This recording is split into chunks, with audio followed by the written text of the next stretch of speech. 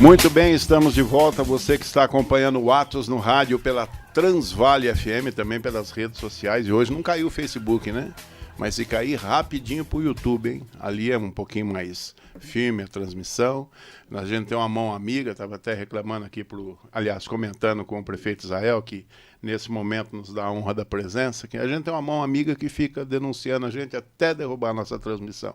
Mas não tira do rádio, né? Não tira do Facebook, do YouTube. Nós estamos aqui com amigos, inimigos, seguindo em frente. Prefeito Israel Domingues, prazer tê-lo aqui novamente no Atos no Rádio. Opa, Éder, um prazer estar aí com você, conversando. Você que é um camarada que faz opinião pública e que bate bola na política aí como ninguém, né? Fora o cafezinho que a gente aí tem tomado aí sempre com você, essas doses homeopáticas de política, né?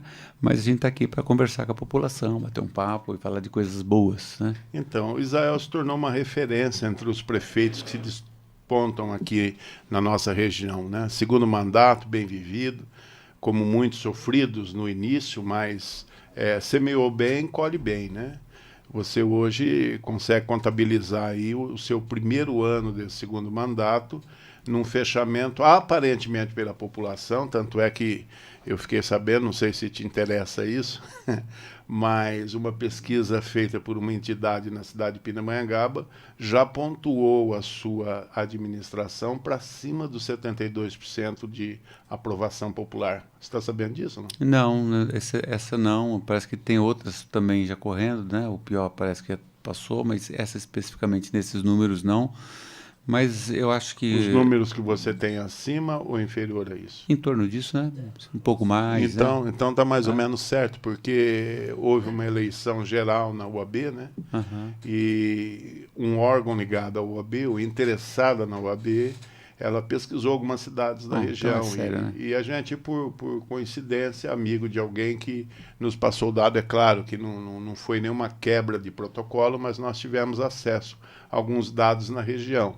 E nós percebemos, você, em grupo de igualdade com alguns prefeitos da região aqui, que no seu segundo mandato tem feito a diferença. Diferente de quem está iniciando agora, que já pegou uma pandemia pela frente e está tentando administrar. Por exemplo, o prefeito Silvio Ballerini aqui de Lorena, ele começou, não pôde nem colocar o plano dele em execução, e nem divulgá-lo, porque ele tinha, claro, uma pandemia para cuidar. E o governo do estado tem sido generoso com a cidade de Lorena. Mas você vem do segundo mandato para o segundo mandato, já com uma infraestrutura pronta, uma eleição bem garantida nas urnas, né? Não foi nada suspeito, com uma sobra de votos com referência aos concorrentes, e agora você está fechando esse primeiro ano, né?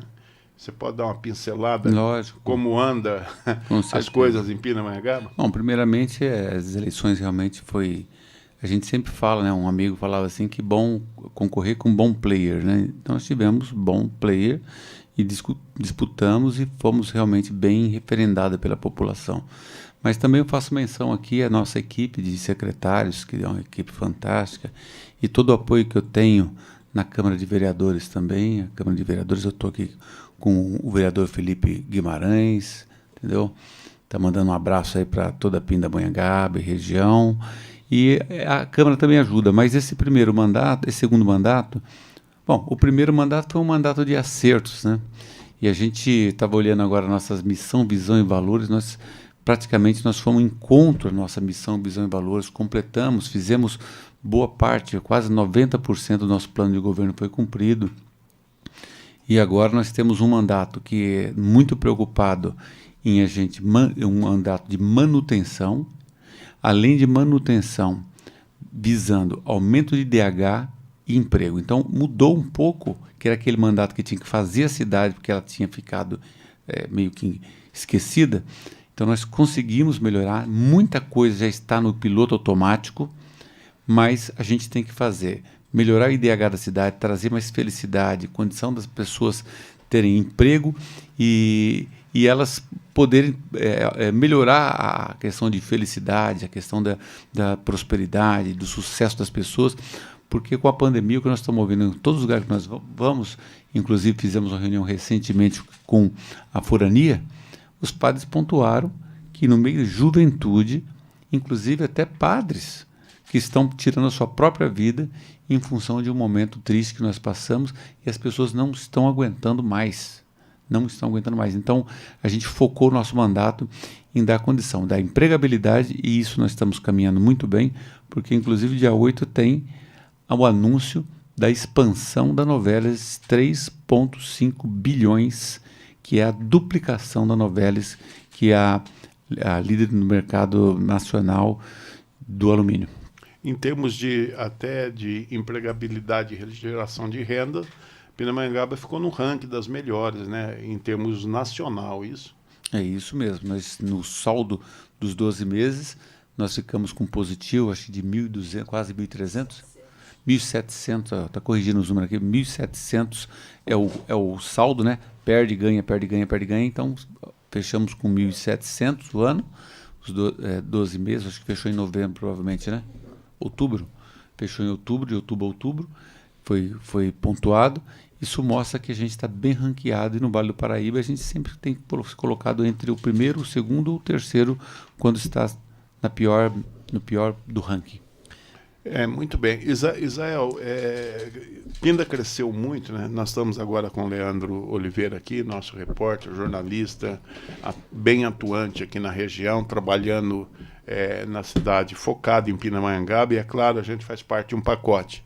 E como ele, outros, né, que podem, inclusive, compartilhar desse momento. Mas o Leandro aqui conosco, a partir de agora também, que é um estudioso, né, do comportamento dos prefeitos, não no sentido político, mas dos avanços.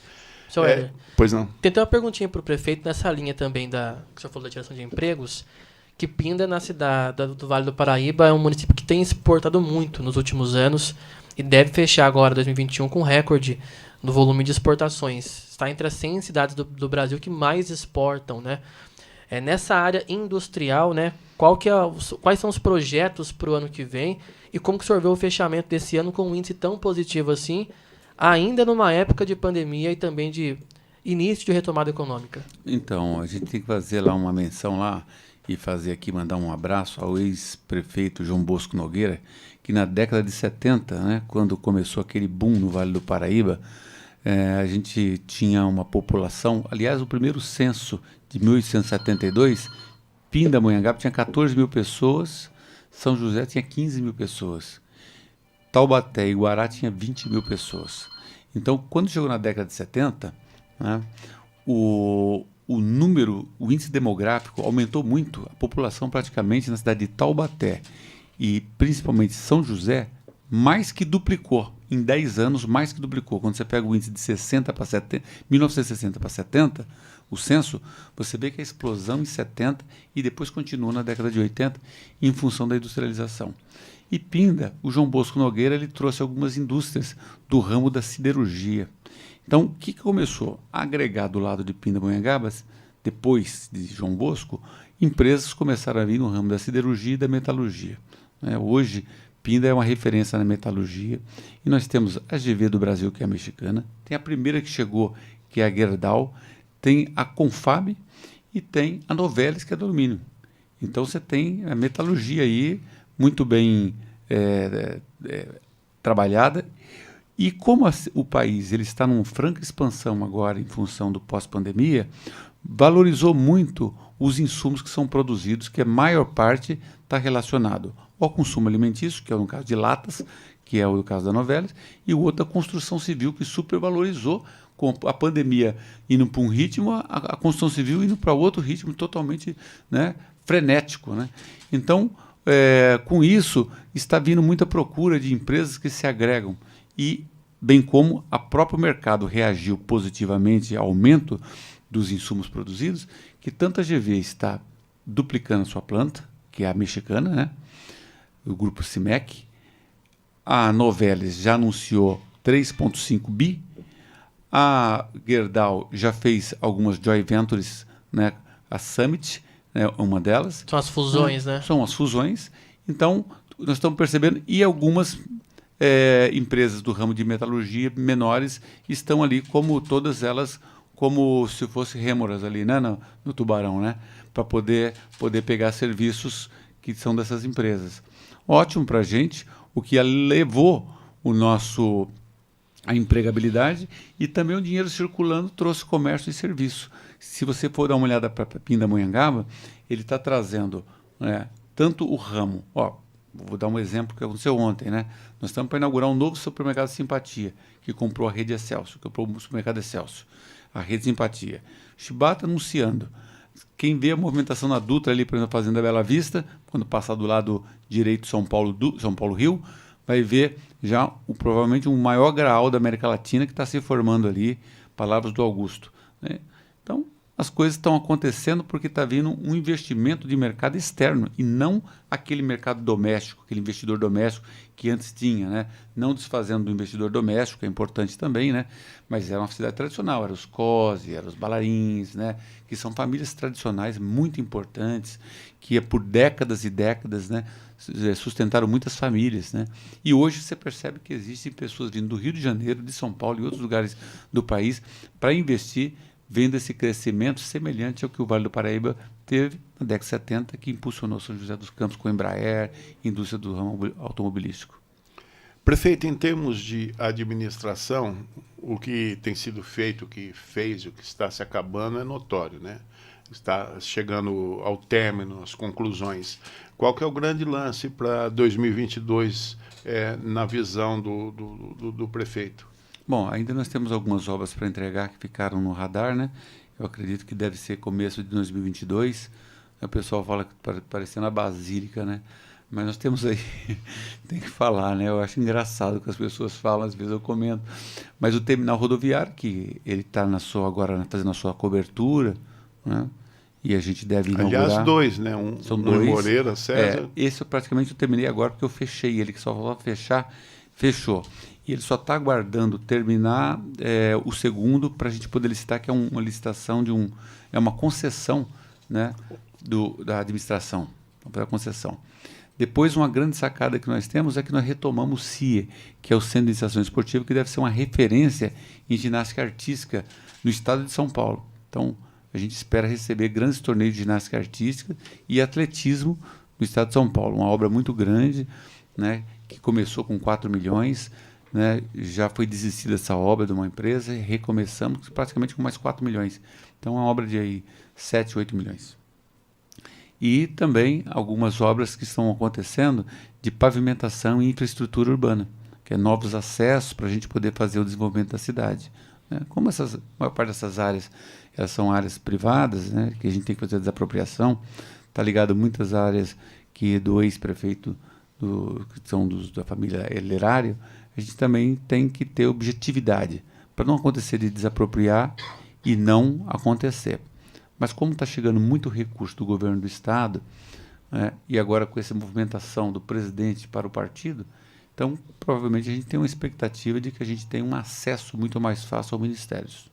Porque se é do PL, Bolsonaro foi para o PL, já tem praticamente muito investimento do Dória na cidade de Pindamonhangaba, então é com esses investimentos. Sim, o investimento do Estado já é um investimento grande prometido, né? Já, inclusive, são investimentos que já foram licitados e já estão... A sigla é significativo, né? A sigla é significativa, 54 milhões de investimento, né? do Estado. Então, isso já foi licitado, é uma coisa que está palavrada e licitado.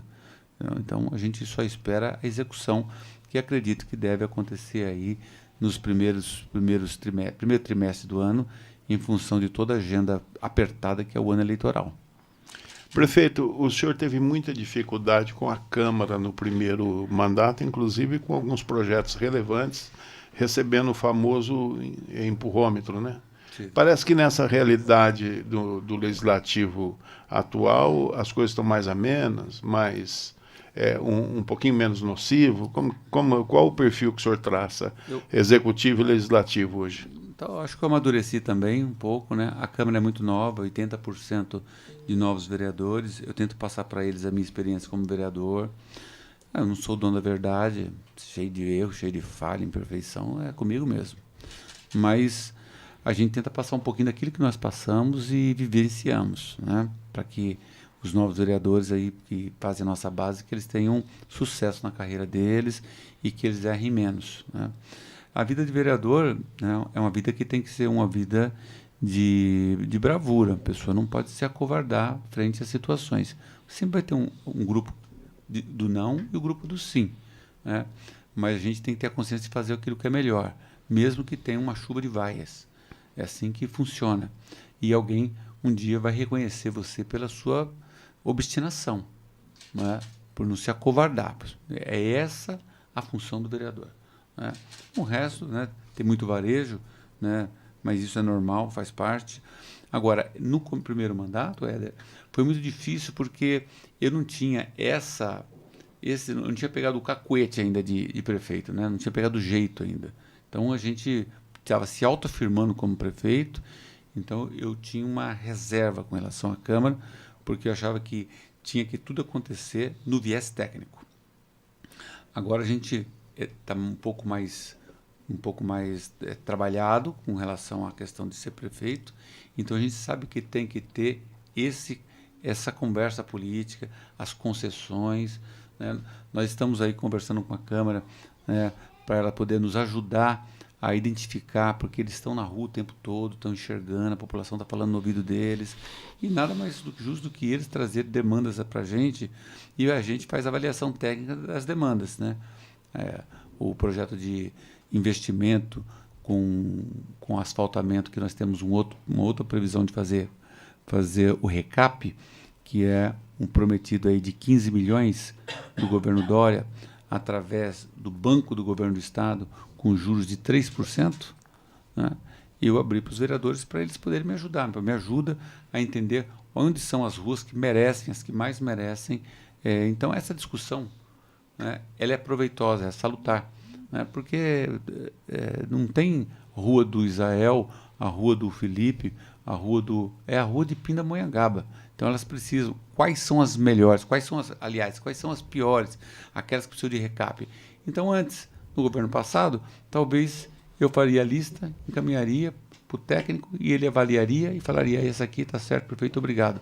Agora não, eu deixo todos participarem falando onde acho que tem que ser. Lógico, passa por um crivo técnico para ver se é isso mesmo, a gente não pode gastar dinheiro.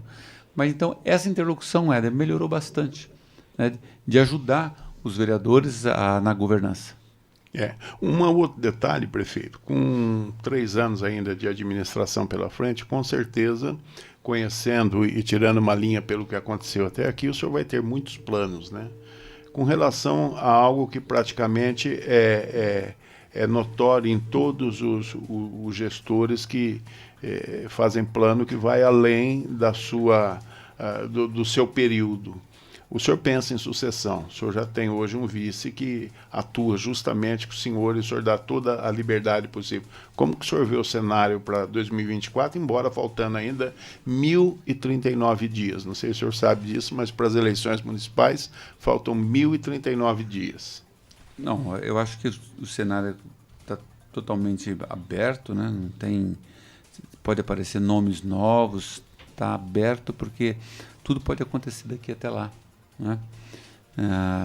Mesmo porque a gente usa um termo na política que às vezes o canhão mira para a pessoa e a pessoa desintegra, né, em dias e horas, né? Então, tudo pode acontecer. Mas nós temos uma base que ela está sendo trabalhada para isso. Lógico que por ser vice 2 mandatos, o Ricardo Piorino, se ele quiser, ele vai ter o espaço dele, mas ele não é exclusivo desse espaço. Então tem outros nomes aí que estão pleiteando essa vaga, e eu acho que daqui até lá, eu acho que muitas coisas podem acontecer, né? Tem bons vereadores na Câmara, tem o próprio vereador Felipe que está aqui, olha, se quiser ser um nome aqui, ele tem que se preparar para isso, né? Tem o secretário Roderley Mioto, que também é um secretário que tem se postado aí, pelo menos não temos problemas com a parte de empregos, nós temos um saldo positivo. O vereador Magrão já também, ele parece que já coçou a cabeça, falou que tem vontade de colocar o nome. Eu acho que a gente só não pode, tem que ter coragem para fazer isso, porque você está abrindo mão de um cargo de secretário, ou de uma situação cômoda para ser vereador. Não pode ter medo de como eu fiz. Eu não tive medo. Eu queria, foi tudo ou nada. Eu estava feliz com a minha vida de médico também, poder tentar numa próxima, né? E para isso a pessoa tem que ter estrutura familiar, estrutura financeira para segurar o tempo que ele fica fora da política, né? Agora, quem vive exclusivamente da política é só bravura e coragem, porque é tudo ou nada, é um risco. Prefeito, o senhor que está prefeito, mas é médico, né, de vocação, de profissão, se preparou, né, porque medicina realmente merece, os médicos e profissionais da saúde merecem nossos aplausos, principalmente com relação ao período de pandemia, né. Pensando para 2022, o Carnaval de Pindamonhangaba, a gente vê que algumas cidades da região estão cancelando a festa, entretanto outras estão mantendo a festividade, como é o caso de Guaratinguetá. Um pouco mais cedo eu ouvi a entrevista do prefeito de Jacareí, Isaías, em uma outra emissora de rádio, falando sobre a recomendação do Codivap para as cidades da região cancelarem o carnaval, para que a região se mantenha longe da variante Ômicron e também de um possível novo surto de Covid-19. Em Pinda, o carnaval será cancelado ou a festa mantida? A gente está preocupado com o Natal, sabe? Nós estamos fazendo um Natal bem iluminado, um Natal que acho que está encantando as pessoas. Convido a vocês aí, Éder, para fazer uma visita aí, para conhecer o nosso Natal. Está muito gostoso, não tem muvuca, né? No dia da chegada do Papai Noel, é natural que com a chegada do Papai Noel as pessoas se alvoroçam mais. Por passar todas as recomendações para as pessoas se protegerem, mas infelizmente ou felizmente a gente hoje não sabe, porque, sendo sincero, fazendo assim, sem ironia nenhuma, sendo bem aqui rasgado de qualquer querer fazer média com ninguém, a gente fala assim, ó, a vacina deu uma certa imunidade, deu. Que a vacina ela deu segurança da total imunidade, é mentira. Que existe um clima político nesse tema Covid, é verdade, né? Que existe futebol, estádio de futebol lotado e shows lotados, é verdade. Então, a gente começa, né? Que está morrendo gente vacinada, é verdade. Que está morrendo gente sem ser vacinada, é verdade. Então, a gente, o mundo científico, ele não tem nada muito ao certo. Que o Ômicron, ele é que está em 4, 5 já continentes e pode chegar no Brasil, é incerto, mas pode chegar, né? E se ele vai ter esse potencial de letalidade, também é incerto. Agora, veja só, eu só quero voltar quando estava trocando a primeira variante pela segunda variante. Início de dezembro de 2020. Eu reuni com a minha secretária e falou, bom, prefeito, São Paulo está desarticulando toda a sua estrutura de campanha, Rio de Janeiro, e foi citando, o que nós vamos fazer? Falei assim, Valéria, sendo que nós temos um vírus que é incerto em muitas coisas, a gente não tem noção de qual o comportamento dele, não é melhor a gente aguardar mais um pouco? Bom, quando foi meados de dezembro, começou a fazer uma barrigada para cima, estava embicando, começou a barrigar para cima, em janeiro a coisa começou a ficar feia, em fevereiro aumentou a mortandade, março mais ainda, abril, e depois maio, para lá, final de maio, que começou a dar uma diminuída, mas foi quase 5 vezes mais a mortalidade do que o ano inteiro de 2020. Sim. Isso mostra a incerteza. Então, eu estou voltando à sua pergunta. Hoje, eu estou muito preocupado com o carnaval, com as medidas de segurança, que nós estamos no carnaval, para que aconteça o carnaval, para trazer felicidade, não doença para as pessoas. Agora, eu estou preocupado em dar essa resposta do carnaval, mesmo porque, como eu falei, tem estádio de futebol lotado, então, a população vive numa hipocrisia muito grande para discutir essa questão do carnaval. Eu prefiro falar de carnaval lá em meados de janeiro, que nós vamos ter uma noção como que está o comportamento dessa doença. Eu prefiro dar mais perto, nem para tirar aquela alegria de que muita gente quer explodir, porque tem muita gente também pondo um laço no pescoço e se matando. Como ontem eu vi um padre falando, olha, tem muito padre se matando, tem muito pastor se matando, tem muita população se matando, tem muita criança se cortando. Uhum. Isso, como diz, né, a Globo não fala, né? Então, essas questões, a gente não pode também fingir que não está acontecendo. E lembrando também que uma das primeiras cidades a cancelar o carnaval em 2020 foi a minha. Então a gente não está querendo aqui... eu não quero só simplesmente fazer assim, eu não quero um estouro de boiada. Existe uma polarização entre o governo federal e o governo estadual. O governo estadual, numa medida agora, mudando, ele fazendo uma como se fosse o governo federal no passado, ou seja, vamos soltando as máscaras, parece que agora está querendo voltar de novo, né? Deram um aperto nele. Vai estender a vamos proibição tirando. ainda. Aí os prefeitos, não sei, parece que tem uma certa medida política também, tem que analisar com calma aí. Não, fecha, nunca tem... Para, eu sou contra. Né? Mas eu acho que a cautela e caldo de galinha não faz mal a ninguém. E como nós fomos muito responsáveis no passado, nós vamos ser agora, não vamos pôr risco a ninguém. Você vai falar, se o carnaval fosse agora, nesse momento, eu não estou satisfeito em liberar nesse momento. Mas eu não estou dizendo isso que eu estou cancelando o carnaval. Sim, a resposta vem só em janeiro, então. Em janeiro a gente vai pensar com calma, maturidade, sem precipitação, né? Eu costumo dizer sem ejaculação precoce, entendeu? Vamos falar sobre o carnaval e a gente vai ver os números e falar, realmente é possível ou não é possível com maturidade. Prefeito 1 e 3, nós estamos chegando ao final do nosso programa. Eu gostaria que o senhor passasse sua mensagem à população e, se o senhor tiver condição ainda de agenda de estar conosco até o final do ano com um balanço geral, já tem os microfones garantidos. Lógico, né?